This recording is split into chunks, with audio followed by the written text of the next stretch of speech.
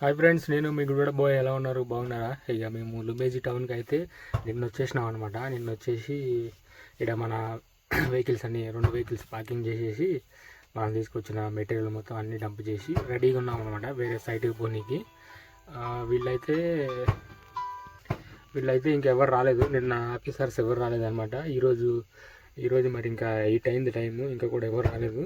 చూద్దాం, వాళ్ళు వచ్చిన తర్వాత వాళ్ళకి చెప్పి మనం ఎటు పోవాలి, ఏంది మన సైట్లో ఏందని ఆల్రెడీ నేను గూగుల్ మ్యాప్లో అయితే చూసినా అనమాట. ఫస్ట్ సైట్ 84 కిలోమీటర్స్ ఉంది. అయితే ప్రొక్యూర్మెంట్ ఆఫీసర్ ఏమంటాడంటే రోడ్డు బాగాలేదు, అటే ఉన్నాయి మనకి సైట్లన్నీ దగ్గర 14 సైట్లు అటే ఉన్నాయి, ఒకటే రోడ్లో ఉంటాయి. అక్కడ నుండి ఫస్ట్ సైట్ 84 నుండి ఇంకెదరికి పోవాలన్నమాట. అవన్నీ రోడ్లు అయితే బాగాలేదు, ఇప్పుడు వర్షాలు పడినాయి కదా. కాకపోతే ఏంటంటే ఇక్కడ వర్షం లేదు మేమున్న దగ్గర. చూడండి, ఈ కౌన్సిల్ ఆఫీస్లో అసలు వర్షం లేదు.